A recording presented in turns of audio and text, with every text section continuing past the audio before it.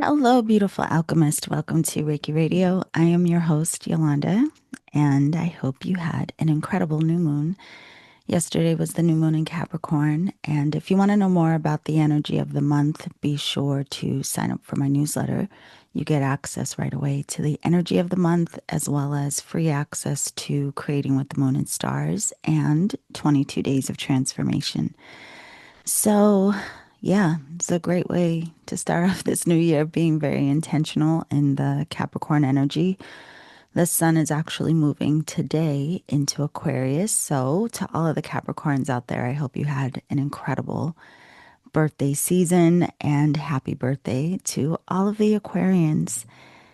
It it's always interesting, of course, this time of year, just with everyone thinking about where they're at and having visions of what the year might be or what our points of focus are, what we're still healing, what we want to work towards, all of the beautiful things. And in the process, I always think how thankful I am that we have this work, we have this community, we have these conversations that support us all in getting our minds right and maintaining a sense of balance with so much going on in our lives and in the world itself.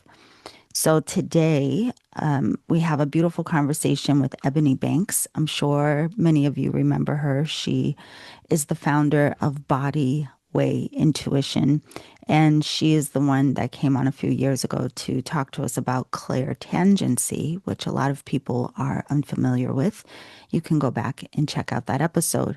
But I'm so glad we met to have this conversation. One, because her book finally has come out. It is called Your Intuitive Nudge by Eboni Banks. The link will be down in the show description. It is a step by step guide to connecting with your intuition. And you know that I am an advocate of that. I think that being in relationship to our intuitive self, really all the aspects of ourselves, is so supportive in how we guide our way forward on our paths with less doubt, fear, or worry. So if you are someone who has been developing your intuitive recognition or it's something that you're interested in, this is again a step by step guide. And we're going to talk a little bit about that today, your intuitive nudge. But also, while we were having this conversation, Ebony said, let's do something just for your audience. So you're not going to believe this, but she is offering a free course for the listeners of Reiki Radio. So you can join. It is a 7-week workshop series to teach you how to tap into your clairtangent, which is clear touch, ability to receive more information. It starts on January 25th from 3 to 4 Eastern, and you will be there live so you can receive coaching from Ebony to enhance your Reiki service by enlivening your intuitive clairtangent abilities. So that sounds like it's going to be a lot of fun. Again, it's 7 weeks long, and I will put the link down in the show description so that you can register and save your spot today. The spots are limited, so if you're interested, register now.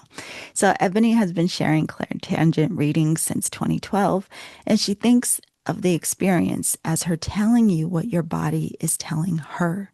Information can span any experience you have had and is not specific to the current experiences, as the body holds every memory from utero. So we are going to get into this conversation about intuition. Again, the link to join the class and to get your copy of her book is down in the show description, and I will see you on the other side. Okay, everyone, welcome to this episode on Reiki Radio. We are back with the beautiful Eboni Banks. I'm sure that many of you remember her from previous episodes. You can check them out in the archives. But she is here with us today to discuss her new book, which is incredible, Your Intuitive Nudge. Yay. Congratulations.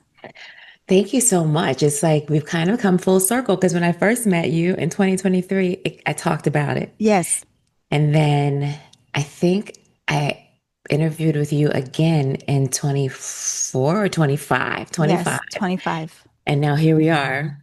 The book is Yes. actually in the world on shelves. People can buy it. It's so exciting. Yes. So I can't wait to get into this and what the process really was like for Mm, you. But I just want to back up a little bit okay. for anyone who may not be 100% familiar with what you do and the uniqueness of your work, which I remember from the other conversations we had, so many people resonated with what you shared and what your personal experiences have been.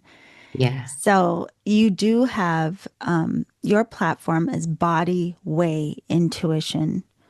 And one of the things I think is so incredible about it is because you do give a lot of emphasis to our relationship to body and how that correlates with our recognition of our intuition. Whereas I think a lot of people have an idea that it's just a focus on the third eye, like that's it, that's all. And Wow. so, yeah, I it's didn't even know that. yes, yeah. And it's because of the association, with the third eye. Mm-hmm. And so you bringing it back into what's really true, this full bodied experience of how we perceive. I just want to ask first, Ebony, how you even came into this awareness that it is really about the body. I mean, I guess that would have to be from I really don't know because it wasn't conscious. I can Mhm. think it through. I have ideas, but like the day and time, and I was like, oh, this is how I'm going to do it. It wasn't anything like strategic or planned or me trying to be clever, you Yeah. know? It was just naturally how I processed my own experience as a rape survivor. Mm, And I remember, oh, actually, I do know because when I was writing my memoir, I was describing how much yoga impacted my life and how there was a time in the late 90s when I did yoga and I hated it. And then when I did it again in 2012 for the first time since that time, yeah. it was a completely different experience. And I was writing about why that was the case. And in the writing, because the writing for me is when I'm also like discovering things about myself, Right. you know? So I'm connecting dots when I write. And so, when I was writing that particular part, I was like, oh, wow. I used to walk around with my body like really tightly constricted, Mm, and I think all of us do that in subtle ways. If it's something as small as curling the toes in your shoes, right. right? We're all showing discomfort through our body in various ways. But I used to like live in that state and walk around the world in that way. And Wow. then yoga helped me to no longer do that and to open up. And I recognized the correlation between how my intuition expanded when I did that. So that's how it came about. That's how it came about. But I didn't know this until I started writing. Wow. Okay, so there's a couple of things that I Yeah. want to ask you about that. One, with the yoga piece, it's interesting how you didn't like it at first, and now you're making me think back to my first experience with yoga. I started going. I don't even know why it was an idea that it would help in any way, but I was coming out of a very challenging relationship and I was highly stressed out and all these things. And for whatever reason, I went to a yoga class and I ended up going 7 days a week. And I had never felt better in my life. And hearing you say this now, it's funny. I don't think I ever really reflected on how much that release and connection to myself is what was really helping me to unlock so many things. But was that part of why you didn't like it initially? Was it because it was kind of bringing you into the body, or what was it about it that? I think so. At that time, I remember the class. I was living in DC and then I went to a class on P Street, Northwest DC. I remember. And it was fine. The space was fine. The people, no issues with, like that. And it was just, I just didn't like what I was doing. Mm, I didn't like the movements. yeah, I didn't like it. I just didn't like it overall. So I think looking back that the reason I didn't like it, and it was a strong dislike, like yeah, I'm never doing this again, you know? Really, that's what I told myself. Um, I think it was so strong because it is connected to my trauma and to my pain and me yeah, being in my body, and I wasn't ready. In yeah, the late 90s, I wasn't ready to heal and to admit this thing had come had experienced because I repressed my trauma.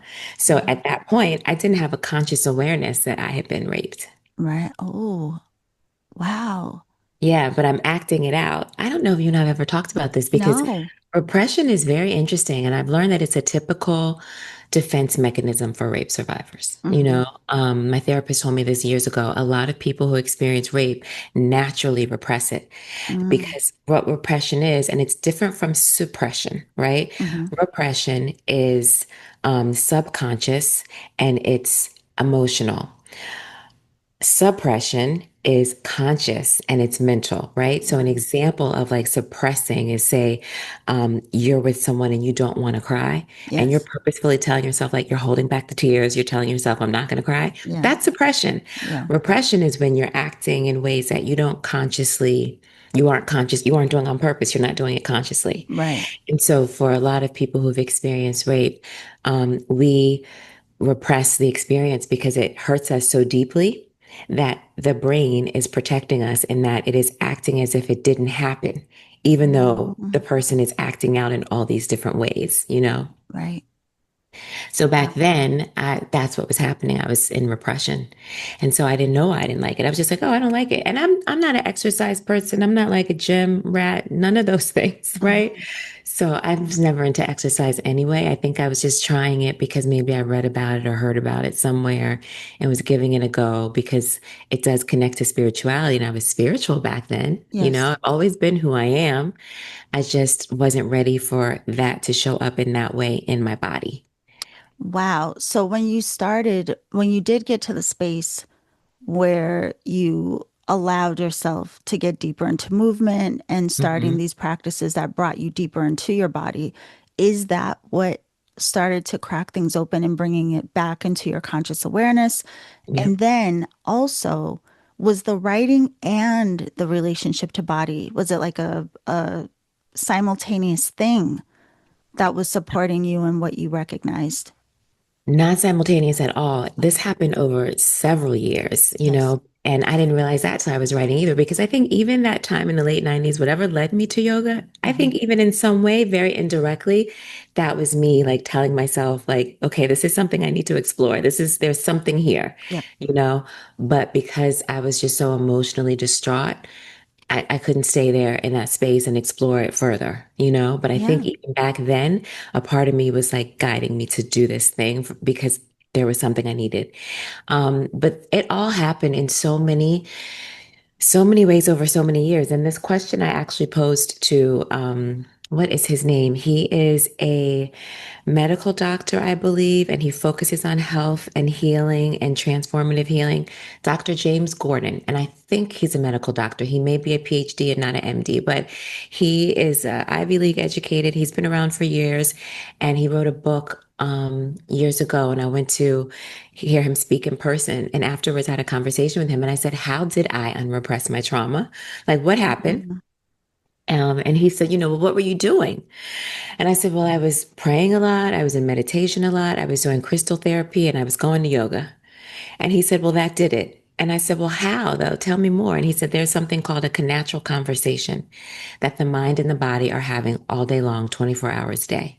And so when I was doing all these loving things, I created the mental and emotional space inside myself to allow this really painful thing Mhm. to be addressed. That Because, is so powerful, Ebony. I mean, and I because was doing I'm sorry, go ahead. I don't no, want no, to no, no, no, no, no, please. I was just going to say, I was doing all these things just out of interest and curiosity and guidance because crystal therapy, I started getting into crystals as around 2007, 2008. And I remember like the group of friends who introduced me to that, Mhm. and in present day, I still have crystals behind me in my home if you can see them. So that started then. And at that point, I was still repressing my trauma. I didn't unrepress my trauma till 2016. Wow. Yeah, it was 18 years of Wow. my life that I lived with this. And so that was, when the crystal thing kind of started. And then, the meditation started even years before that. And prayer is something I've always been into. So it's like these things that have been part of my life Hmm. over the course of many years. And I just think I was in just so much pain. I wasn't able to, I wasn't able to accept that this thing happened to me without all these different kinds of supports for all these years that they were showing up, because the Yeah. yoga class that I started that really put me in my body in such an amazing way was in 2012. Wow. So the crystals were Yeah. 1 year, this is 1 year. And then the writing, I didn't start writing that memoir until 2019. Wow. And There's, that's when I, oh, I'm sorry. It's just so incredible. One, I want to make sure people really like extract from this yeah. because I think a lot of people put so much pressure on themselves, this expectation that we Mm, should be able to heal things quickly. And once mm, we recognize it and identify it, sometimes people are hard on themselves, like, why can't I get over this, whatever it may be? And yep. so just listening to the journey of how long it took for you to even, go deeper into recognition of what it was, the different things that supported you along the way. I think that's really important. But also, Ebony, you highlight what hopefully a lot of us come to understand at some point what's held in the body. No Yes. matter what we try to not focus on or address or name or touch or whatever it is that may be hidden in our subconscious, the body is still, like you said, holding so much. And somewhere that conversation's happening within ourselves. But I think it's Yep. so powerful you describing creating a safe, loving space within yourself, Yep. and that's what allowed you to be able to hold what was already there or be in relationship with it. Yeah, 100%. And, I apologize to the listeners for not being more orderly about the timeline of all those things because I haven't talked about it, but it's in my Yeah. book. And I also learned about myself that this is one of the reasons I'm so highly intuitive because all of those things I wasn't doing to heal.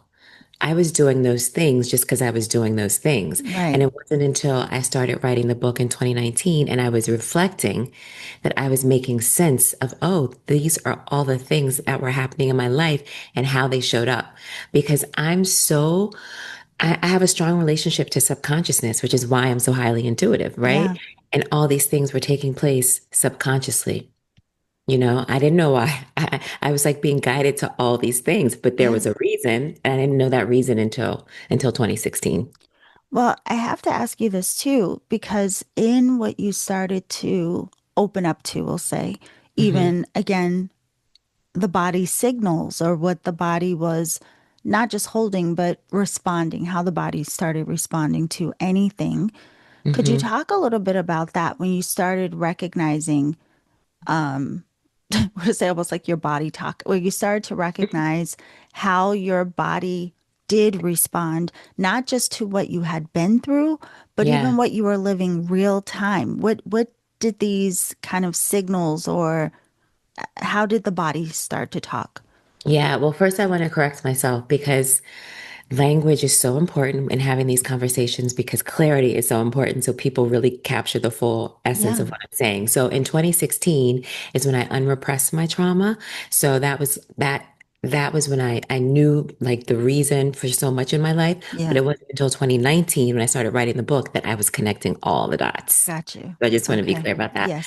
Um, so when I was going to yoga, I was crying. I was crying after classes, Yeah. and I did the beginning of January 2012, I did a 30-day hot yoga challenge. And I was, it was every day, you Yeah. know. And my grandmother actually passed away that same month. So I did it for like 28 days because I ended up having to go home. Mm, But I was crying after class and I didn't know why I was crying. And I was like, what is going on? And what else is my body doing? I think I just, at that time, because I would be like high, and the feelings that I was receiving in my body were things I'd never felt before. mm, And I think I was crying one because, and I didn't always know why I was crying. I just right. initially I just knew it was very emotional for me. So I think things were happening for me on an emotional level, and then things were also happening to me on a physical level. And the two combined were just like overwhelming for me. And I was just, always, there was just I just felt differently in my skin, Yes. because immediately after class, I would be so high, essentially, and then like later on, days later, I would still feel like my body was just changing. Like I'm walking around differently in my body. I'm carrying myself differently. But it wasn't again until I started writing that I was like, oh, I was constricting all these different parts of my body because I didn't want to feel on multiple levels too, because I'm who I am and I'm so highly intuitive. I didn't want to feel like my own stuff, what was going on with me. And I also was constricting myself from just energetically picking up from all that was That's around what I me. wanted to ask you. Yes. So could you talk a little bit more about that? I literally just wrote that down. So because there's a couple of things you said with the crying and not knowing why. Again, I Hmm. think that's so relatable. And sometimes people judge, like, why am I crying? I don't even know why. And like, we may freak Yeah. out about it, but Yeah. just again, acknowledging, some release is happening, regardless if we can name it or not. Yep. But the self protection, a lot of people, for various reasons, have this self Mhm. protection mode, and then boundaries became such a trendy topic, we'll say, for a while. And so people got very attached to this whole idea of having these very hard line boundaries. And Yeah. that could have looked like a range of things. But what did you start to realize about being so tight within yourself, and Hmm. what that prevented you from having awareness of? And then when you did start the cleansing, the healing, Hmm. what you then became more perceptive of? Yes. I mean, it was just my overall awareness and really Mhm. energy and feeling because probably clairsentient, this connects to being clairsentient, because I'm so sensitive to energy. I can feel. Yeah. I mean, I can give you a recent story. So I'm on multiple floors in the apartment in New York City. And, I typically at night, I will like leave my blinds open because I'm up so high and only a few, if anyone can see me, right? Yeah. But I could feel that somebody was watching me, Wow. right? And this is at Mhm. night, Yes. and I can't see, right? So I'm only going by what I feel. I could feel that someone was watching me. And so I did a little test, and lo and behold, someone was watching me, right? Wow. Because you can look like you're in a fish tank, and Yeah. so very, very clear vision from the other person's view. So I share that to share that I am highly clairsentient. So what was not happening while I was in my trauma was I wasn't allowing myself to feel all of those energies. Mm. And I don't want to, I'm not sure actually if it was all of them. I think it may have just been less accessible. I think I was feeling it, but I wasn't feeling it at the level I'm feeling it now, where I can Right. feel, you know, I can feel so many things. I'll just say that. That example is just one, right? But so that's one way. I wasn't allowing myself to be like my full self and my full expression of myself Hmm. because I was my constricting of my body was naturally connecting to me constricting of my intuition because I wasn't allowing myself to feel and I wasn't allowing my energy to be as open, for lack of a better way to Yeah. say it, um, as I am, you Hmm. know, because during those years of my life, I was still experiencing intuition and I was still getting guidance, but it wasn't at this level, which is why I think I learned about me being clairtangent accidentally in 2012. Yes. You know, Okay. So I want to get into your clairtangency yeah. again, in case anyone didn't hear that episode. But first, I want to ask you if you can share a little bit what you started to recognize about your sensitivity being a gift versus perhaps something you were or would be more uncomfortable with, afraid of, because there Hmm. are a lot of people who are sensitive and Hmm. they will intentionally try to constrict because Yep. they it's just so uncomfortable to them. So where did you Yep. find that change? Oh, goodness. It's probably just a lot of trial and error and just things Mhm. happening in my everyday life. Just, if I'm at the grocery store or walking down the street or whatever, because I'm highly aware, Mhm. So for me, it's also happening all day long. Right. It's pretty much nonstop. So it's hard for me to pinpoint like this is when it happened. But But do I you think recognize it as a gift now? Like absolutely. I'm so useful? grateful for it. Yes, Yeah. yes. I think awareness is probably where it started because I had the awareness that, oh, I'm able to do these other things and get this information in these other ways Yeah. when I allow myself to be more of a certain way as opposed to being constricted. So I think just noticing, having the awareness that those two different ways of being for me changed how I experience life. Right.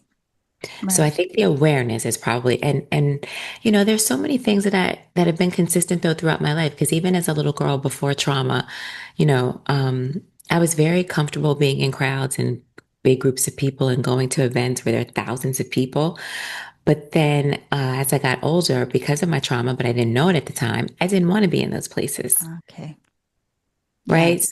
So a lot of the awareness I had was also in hindsight, Hmm. and then just me kind of paying attention to, oh wow, this is how I naturally am in the world.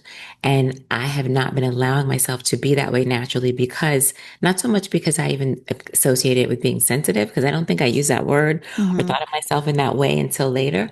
But I just noticed that because how I held my body, how I hold my body changes everything, you It's know? so interesting that you say it's Ebony because it reminds me of how many people say that they developed, a sensitivity or a hyper awareness, Hmm. usually maybe like in childhood because they had to, whether it Yeah. was because they grew up in a home that was very volatile. And so they had to be hyper aware of Hmm. what, other people, what their energies were, this and that. And so Yes. then there is, for a lot of people, an association with that awareness with self protection, which is Yes. very different than recognizing how it can be something that's useful, not from a space of fear. Wow. Gosh, Absolutely. we need 10 days to have this conversation. Absolutely. And what you Yeah. just mentioned also points to the seamlessness Yeah. of that awareness and Yeah. engagement of self in that way, right? Yes. Because the person who learns as a child that I have to be mindful of whatever awareness they're being mindful of with their parent, with their other family member, whomever they're living with, Hmm. in order to elicit a loving, a positive response from this person, Yes. Yeah. that person that doesn't know at that time why they're doing that. Right. They haven't logically put it in words. They're just doing it. Yes.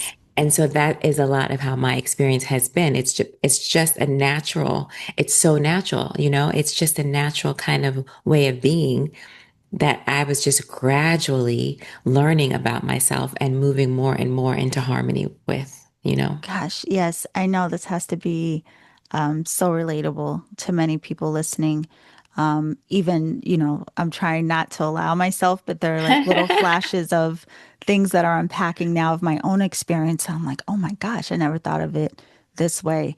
Yeah. But I want to ask then how the refining started coming in for you. And I know that you've Yeah. had experiences with energy work and these sorts of things. So could you Yes. talk a little bit about what you started practicing or other experiences that started helping you to refine and Mm. recognize more of a sharpness with your intuitive ability? Yeah, I think what's so interesting is I think those things were happening even before I unrepressed because when I Yeah. started getting into crystals in 2007, 2008, I was very much in tune with energy at that Yeah. time. I would go into the crystal shop that I used to like here in New York City that's now closed, but the way that I would determine if I was going to purchase a crystal or not was how I resonated with it energetically. Mm-hmm. So for example, I remember buying a Lemurian sea crystal, and in that store, when I put that crystal in the palm of my hand, it made me cry. Wow. And then, like, I remember buying a fluorite crystal, and it was a pretty big green piece of fluorite, and I got all this tingling sensation in my elbow. Wow. So for me, that's how I would determine if I was going to buy a crystal. So I've had that level of awareness. It Yes. was just when it came to how I was being with myself that I was mostly challenged. Yeah. Yeah. Did that answer your question? Yeah. No, it really does. But then, my curiosity, like that bridge then Hmm. of, and the reason I'm saying this, because now we can even tie in the book. So in your book, Hmm.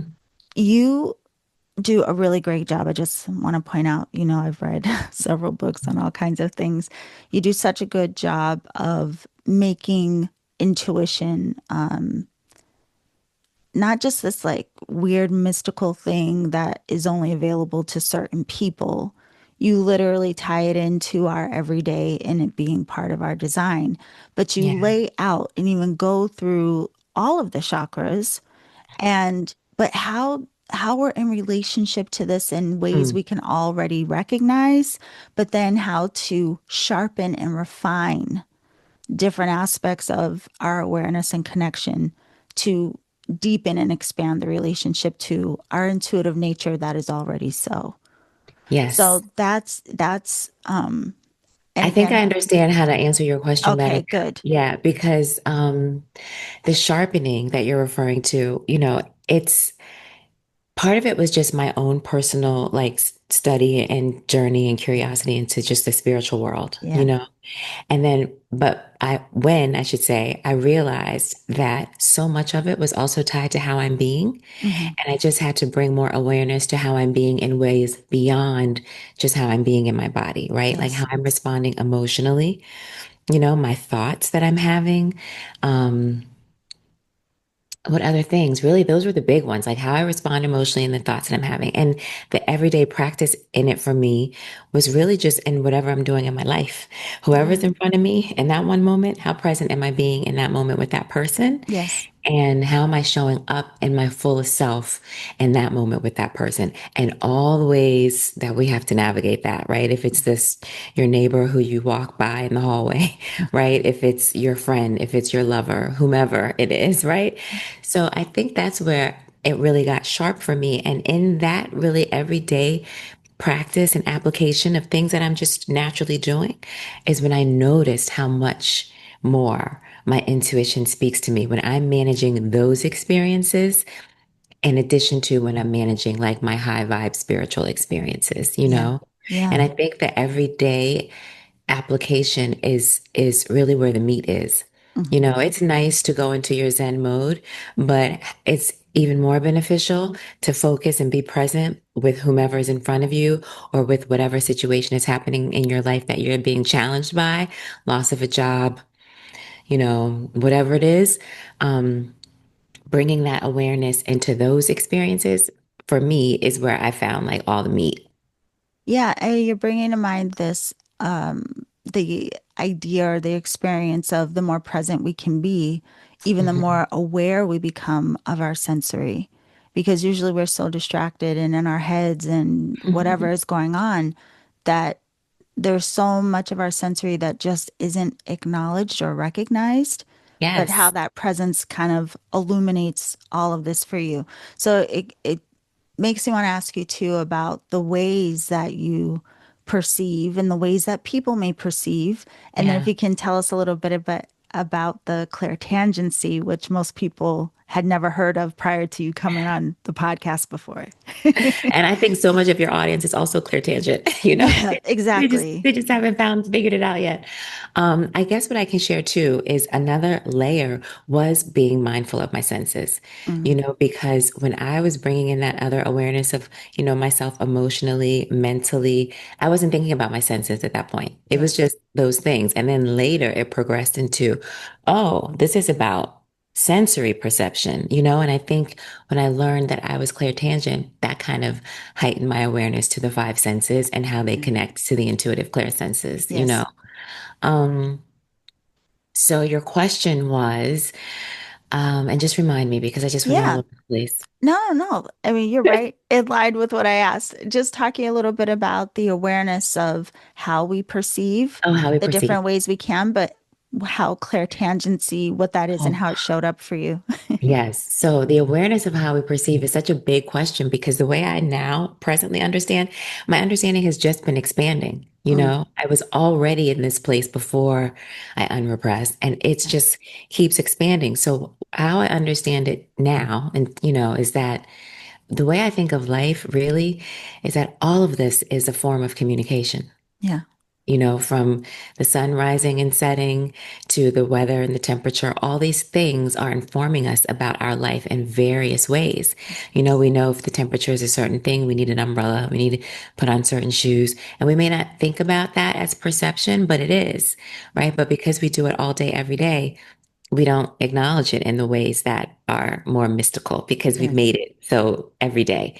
And so having that awareness that all of life is really a form of communication really helped me to understand that the five senses are our primary mode of understanding how life our environment, other people are communicating to Yeah. us, you know? And when I learned that I was clairtangent, I mean, that just kind of, at the time that it happened, I was just like, oh, no big deal.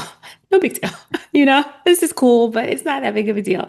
But now understanding it in the way that I do, it's really such a big deal, Hmm. because clairtangent means clear touch, and it's the ability to receive intuitive information from what you touch, and it connects to our our primary sense of touch. And the way I also think about it is that our five primary senses of touch, taste, hear, smell, and see, they are all kind of the gateway to accessing the intuitive versions of those senses, Mm. because Okay. there's an intuitive version of all five of those. Plus, there are two more. There's clear knowing, which does not connect to our five primary senses, and that is claircognizant. And there's clear feeling, which also does not connect to our five primary senses, and that is clairsentient. So for me, just having that awareness of sensory perception and being more mindful of all the ways I'm expressing that every day, every second of the day, Yeah. was so powerful for me. Wow. Okay. So it's for the Did people that answer? Did that answer your Yes, question? no, that Okay. absolutely answered the question. Okay. And it's interesting you say so many of the listeners probably are clear tangent and don't I know realize they it are. because of, yeah, I mean, we're laying our hands and Yes. um, a lot of people hold crystals to communicate with them in that particular way. And it is interesting, again, sometimes what opens us up when we finally hear the language for what it is that we're experiencing, how Yeah. much then so much is able to come through. But I want to ask you, I want to make sure I get an opportunity to, Mhm. how then the writing started helping and unlocking things for you, and then Mhm. what inspired you to put what you've recognized into book form. So the writing is so different because for me, the writing is, well, I don't know. It might not be. I feel like so much of my life is guidance. I am just so heavily guided, and I don't always know why at the time. It's often in hindsight. So Yeah. with the first book that's not out yet, the memoir, I don't even know how that came about. How did I start writing that? I think I just started writing. I always had this awareness, probably since I was a teenager, that I was going to be writing. And I even had an awareness of other awarenesses connected to that. And so one day I just started writing, because at that point I had unrepressed my trauma. And I think it was just a level of healing. It was where I was in my level of healing Yeah. that naturally led me to process and, allow myself to understand my trauma by writing about it. And I'm also just a writer naturally. I've been writing for 15 years in a very different capacity. Yeah.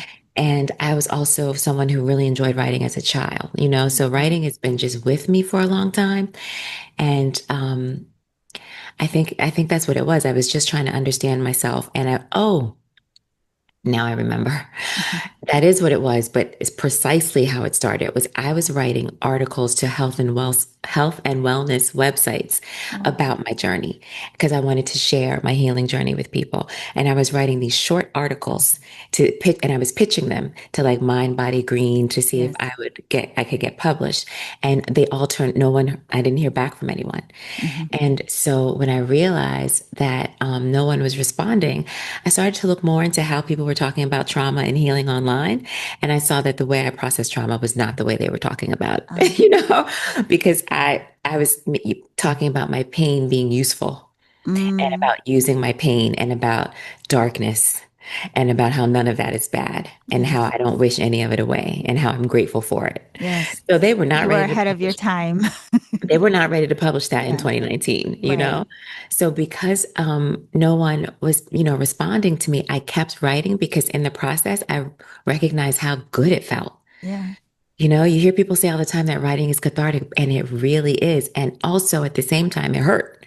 Right. So both of those things were happening. Like it felt good and it hurt. Yeah. And the painful part of writing came a little later when I started writing the memoir and I was being more concise around writing about my challenging experiences. But at this point, when I was just pitching to health and wellness magazines, it was just like the fun stuff I was mostly writing about. Yeah. And then I met this woman who came to me for a reading, who is or at the time, she had just moved to New York City. She had been the former editor, she had been the former editor of the UK Sunday Times. And she came to me for a reading and we really liked each other. And after the reading, I said to her, I think I'm writing a book. And that's how that book came about. And so, Wow. she said, I'll read some pages and let you know what I think. And she said, you're really good. You should keep going. So that's how that book came about. But the book that you're referring to that's out now, that came about because my agent just asked me to write a self-help book. I had no intention of writing a self-help book. And I really just based it off things that I do in my own life, Yeah.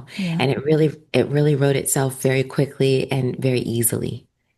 Yeah. I mean, again, it's beautiful, the structure of it.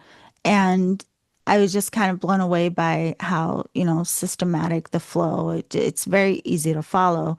But I Thank also you. recognized, yeah, no, well, you did it. No. But I also recognize that this could be very helpful for people who are in the beginning stages, just curious, but also helping to refine for people who may Mm, already recognize that they are in relationship to their intuition in some kind of way. yeah. And having the opportunity to have conversations with you in the past. And I know that you've had like some very cool experiences, with energy work and with clairtangency and these sorts of things. It Yeah. was just, it's nice when I want to say we're fortunate when people have literally done something and applied it and lived it and then share it with us in a way that we Oh, can also understand. oh, that's So, so nice to say. Thank oh, you. thanks for doing it. And Again, again, all really, of this, I truly. would have never imagined that my life would be where it is right now, you Yeah. know? So all of this is guidance, and it's just so natural that I'm in this space, and it's so true to who Yeah. I am and my lived experience? So Yes. I'm so happy to hear because, when I was writing it, I definitely was very thoughtful of being orderly. And I really wanted it to be for someone who knows nothing about intuition or energy or the chakras, even. I Yes. really wanted the average Joe to be able to pick it up and to be able to get benefit from it, as well as the seasoned person. Yes. you know, Yeah. I wanted to make sure there was something in there for everyone. So I was very thoughtful about how I talked about it. And like I said, it just came to me very easily. Oh, I should just talk about it like this. Yes. Yeah. Well, And outlining the chapters, sharpening your inner awareness, listen to your body, neutral intentions, all those things, they just came so easily to me. Well, it kind of circles back to where we began because your work really does highlight our relationship to body Yeah. and how we perceive and how this all ties into intuition. So I have two questions. One, since especially now you've been working on the memoir and you finished this book, Yeah. do you have some correlation now between writing and intuition? Like, do you recommend for some people, can that help to I guess, make room for what your intuitive insights are to come through Yeah. with more clarity. But then also Mhm. why you chose, I mean, listen, it could seem obvious, but from your perspective, why you Yeah. chose the route of chakras in the Uh, book to really help us go through the process of relationship to intuition. those are such good questions. And I think for the answer to your first one, I think a lot of my writing is intuitive also, Yeah. because it's like a flow happens, when I'm in a space, it's like a whole energy and I'm in a space, not just in my brain, Yeah. but energetically, my body is in a space. Like the way I'm perceiving the world at that time is like different. Yes. So I definitely think my intuition is kicking in when I'm writing because so much of it are things that I'm not thinking about. Like I'm thinking about what I did, but I'm not thinking about how to explain what I did, if that Hmm. makes sense, Hmm. you know? So a lot of it is absolutely intuitive, and I would highly recommend that people spend some time writing. as a way of Yeah. tapping into their intuition. And I don't think I've ever said that anywhere because no one's ever asked that question before, but it's a great way to just really find your flow. Hmm. But again, writing can be challenging because it can be painful. Right. And so being ready for that and being able to sit with your truths no matter how much they hurt you. Because Yeah. when I was writing the memoir, there were weeks that I would not write because it was too hard. It was too hard. And so I just was like, oh, I'm just not going to do that. Yeah. And I had to make a very conscious choice to tell the truth, to not ignore anything, to not omit, to not skip, not soften.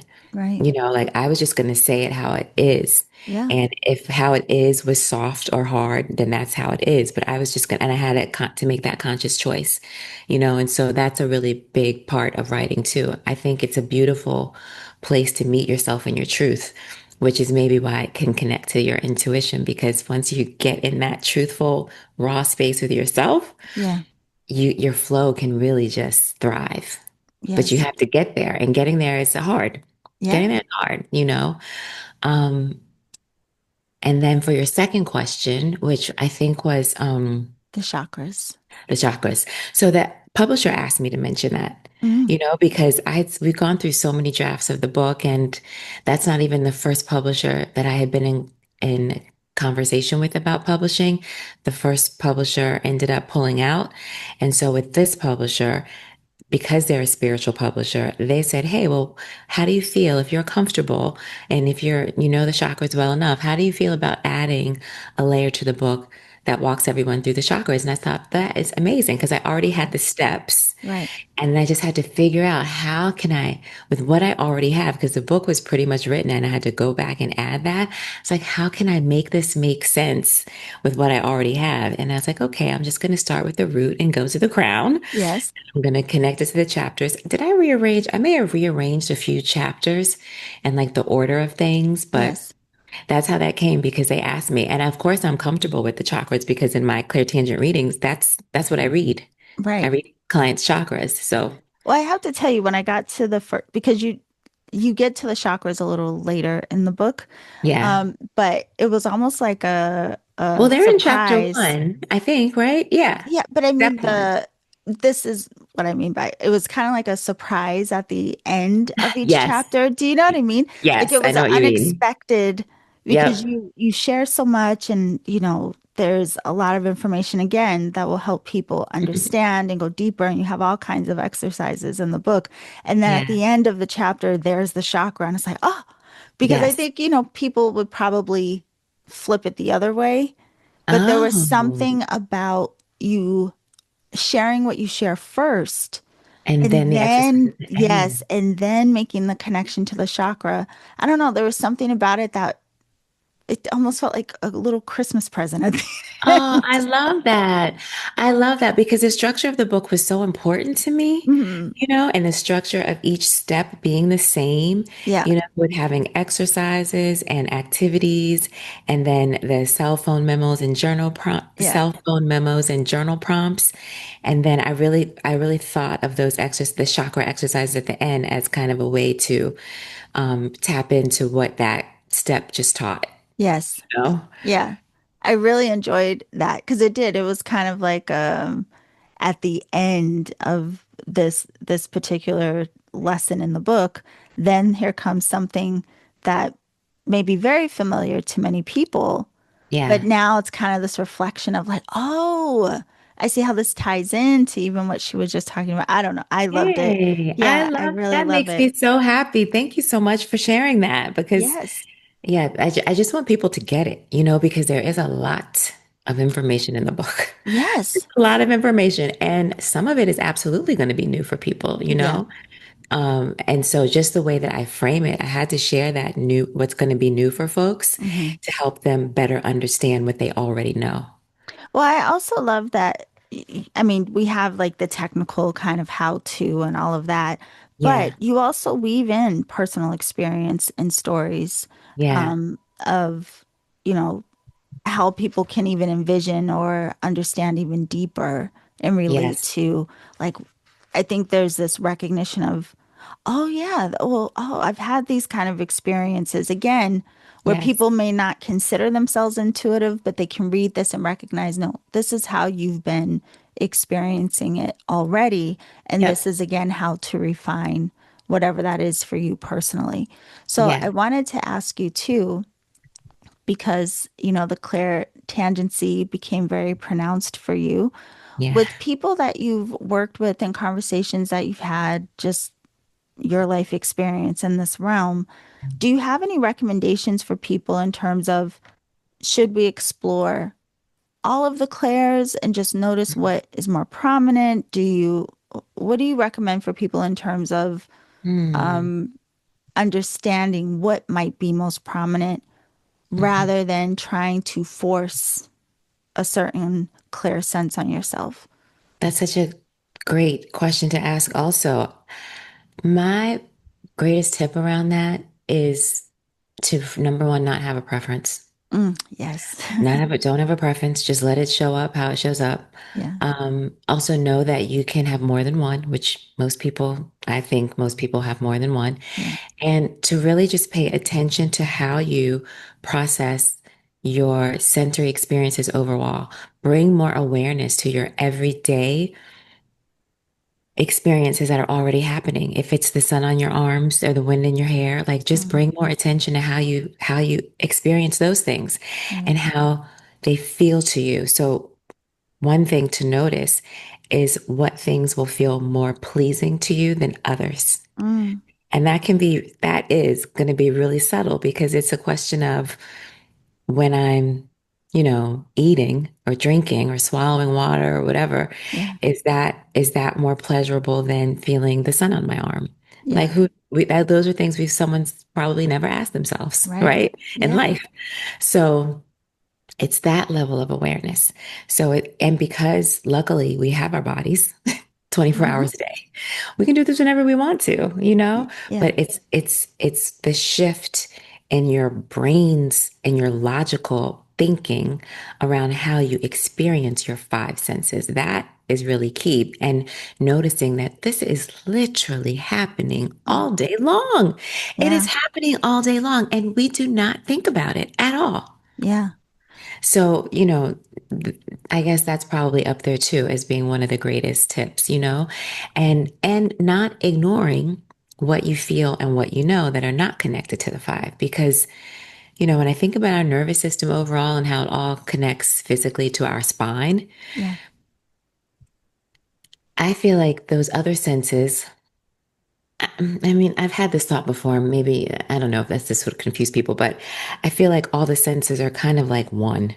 Yeah. You Yeah. we break them out into all these things, but they're really all these experiences that we're having, Yeah. based on where our spine is located and how our spine is tapping into our nervous system in all these various ways. So even with the clear feeling of clairsentient and the clear knowing of claircognizant, those don't tangibly relate to touch, taste, hear, smell, and see, but those are experiences everyone has all the You know, time. it's so funny because you're bringing up a couple of things which I'm sure people can relate to. So I love the question of what is, pleasing to us in terms of our senses, right? And then it Mhm. also brings to mind again, maybe we need healing around some of our sensory. So I think of like my Mhm. experience, for example, I was always very sensitive to energy even before I understood what that meant, but Yeah. I associated it with discomfort. So it was something I wasn't, Yes. you know what I mean? And so Yep. then when I started pursuing, wanting to understand more of my own intuition, and I Yeah. took classes, I had this desire Mm-hmm. to be clairvoyant. But that's because I thought that's like the real thing. And what's Right. funny is I wasn't paying attention to what was arising more naturally for me, which was more clairsentient and clairaudient, right? And Yes. so then I finally did start having more visuals. And when it started happening, I was like, I don't even like this. This is harder for me personally to translate. It wasn't as Yes. natural to me. And so Yes. then when I let go of trying to make myself have a particular experience, I had to learn to appreciate. The other what ones. the other ones that were just happening naturally. Yes, I love that Yeah. you're sharing that because I think it's common. In our culture collectively, clairvoyance is like, that's Yeah. the king. That's the one everybody knows. But there's so many other ones, Yeah. and in particular for Reiki folks, I mean, touch is powerful, Hmm.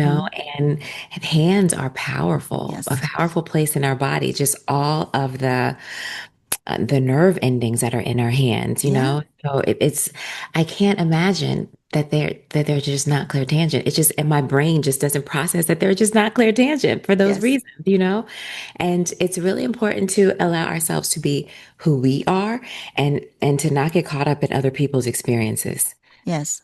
And I know some people can do that quite easily, like want to be like, and even if it's happening subconsciously, figure out your own thing because Mhm. that's going to serve you most. It's going to feel most pleasing to you. Yeah. And it's going to be where you can expand Yes. the Yeah. most. Yeah. Well, I do want to say for anyone who is like on the edge of their seat and want to hear more about Ebony's experiences with clairtangency and how that relates to you, again, we had conversations before. So if you go Yes. back in the archives, you'll find we actually had four because we had the initial Yep. conversation several years ago. And Yep. then last year you came and we did a series where we had three conversations Yep. back to back.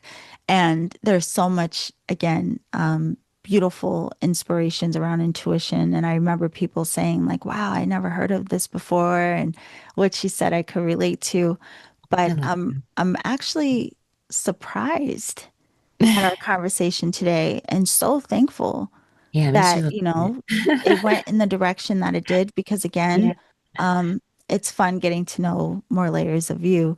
But Oh, also I believe so much of what you shared again will be very, very helpful for everyone listening. And I'm sure you have some more light bulbs going off. But I want to know now that your intuitive nudge is out, yeah. everyone, of course, I'll put the link down in the show description. I know it's available on Amazon. Mhm. Just curious, my love, are you going to be teaching any classes or holding any type of events where people can work with you and learn from the book as well? Yes. So in December, I started a book club. Nice. And that's happening every Sunday from noon to 1 p.m. Eastern Standard Time in Hmm. perpetuity. So Yeah, we've got a little crew of folks that have been coming, and we discuss the book, and I can ask questions and give more detail. And it's so much fun. I love it. So it's happening this Sunday. And whoever wants to join, there's a link on my website where you can share your email address, and then I'll share the Zoom link. perfect. So it's Yeah. Sundays at what time? From 12 to 1 p.m. Eastern Standard Time. Um, Every Sunday. It's my favorite thing to do. Oh, I'm sorry, not every Sunday. Did I say every Sunday? Every other Sunday. every other Sunday. Yeah, so the second and the fourth, and I'm so sorry if I said Oh, every, that's okay. the second and the fourth Sunday of the month. And so this Sunday is the second Sunday, which is why I mentioned it's happening this Sunday. Perfect. So every second and fourth Sunday, you have the book Yes. club, and Yes, people can just jump in and join no matter when they start reading the book. absolutely. And yes, okay, well, Yeah. that's a Yeah. nice way to connect with you and the work. Yeah. So, yeah, so I will make sure to put that down in the description as well. And I want to say, I'm really looking forward to this memoir. So, once that is complete, we'll have to have another conversation about that. Yes. Yeah. The memoir is a whole nother beast. It's like writing. There's so many different styles of writing.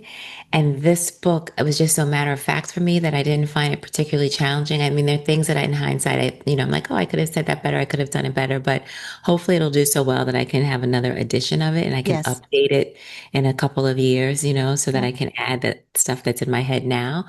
But the memoir is like, you're going to get to know me in a whole nother way. It's so much fun to write at this stage because I'm putting the final touches on it. So, Well, we will, I'm sure you and I will be in touch behind the scenes, so of we'll course. we'll know about the memoir. But I can't believe I almost forgot. Honey, could you tell us about the brand new podcast? Oh, yes, yes, the brand new podcast. Before we talk about that, though, I do want to Yeah. share about the book club Yes. that you don't have to. be finished reading the book. Okay. Anywhere you are in the book is fine because, yeah, anywhere you are, because all the things connect. And so, Yep. yes, the podcast launched on, I believe it was December 17th, Body Weight Intuition Podcast. And you were recently a guest on the Yes. podcast, and that episode is going to be airing on Wednesday, January 28th, which I'm so excited about.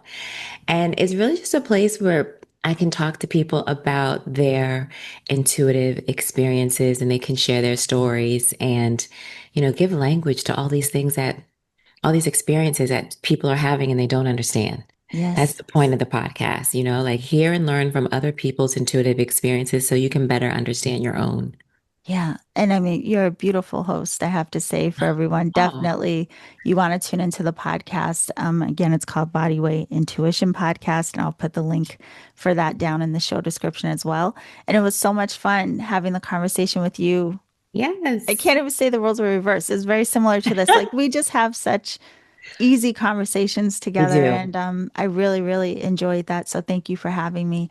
But thank you for coming to share your work today. And again, for completing the book that you told me about a couple of years ago. Couple of years ago. Yes, Yes. your intuitive nudge. Yes. I'm so thankful to you too, because we do have a natural thing and you make it so easy for me to talk about things. And I feel like as a guest, I'm so much more calm than I am as a podcast host, because as a host, I'm so excited. My energy is so different.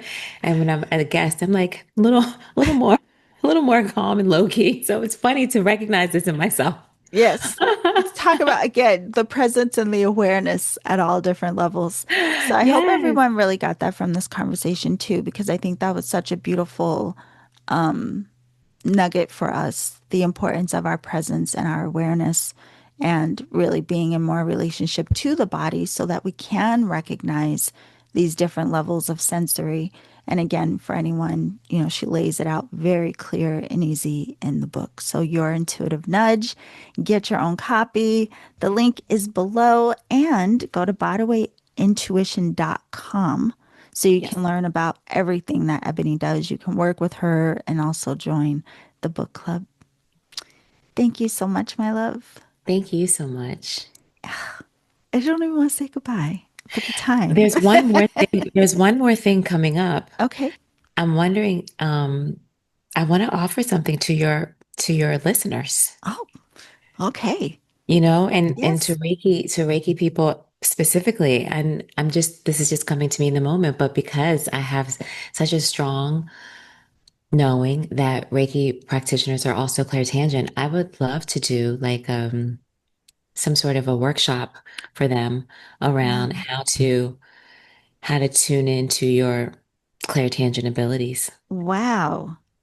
Honey, do you know how many people are going to be so excited about that? Because Yeah, again, they were very excited to hear about what that was and your experience of it in the previous episodes. So, wow. Okay. that makes me excited because I've never done that. And I know Claire, I mean, there's so many things I have never shared about it that I would love to be able to share in this kind of really deep, intense, hands-on, practical way with people. So Yeah. that would be amazing.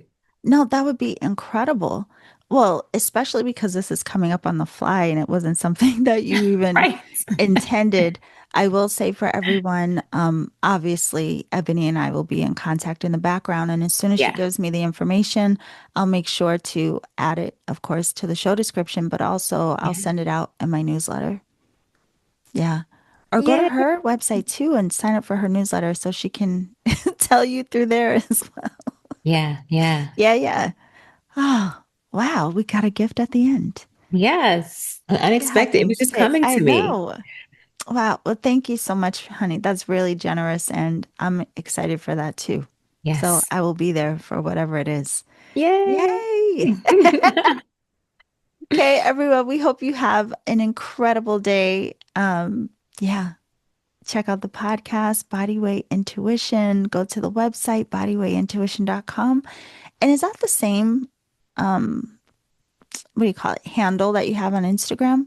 Yes. Bodyway Intuition. Mhm. Okay, so Instagram right now, that's very easy. It's probably in the palm of your hand. Yeah. Go to Bodyway Intuition and follow Ebony. Yes. All Thank right, you. my love. Thank you.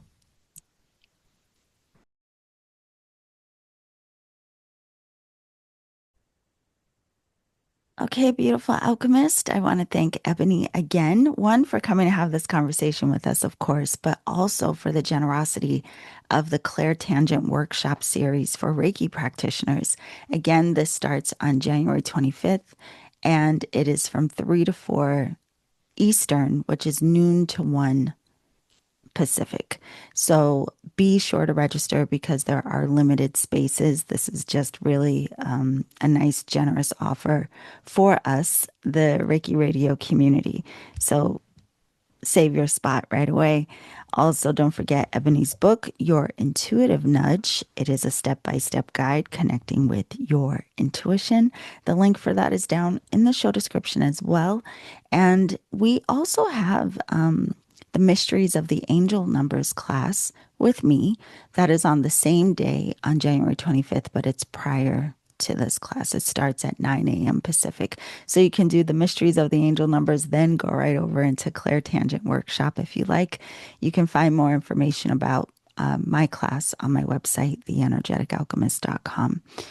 That is it for this week, my loves. There is so much more to come. Thank you, as always, for being here, for sharing, for giving us 5 stars, because it really helps the podcast.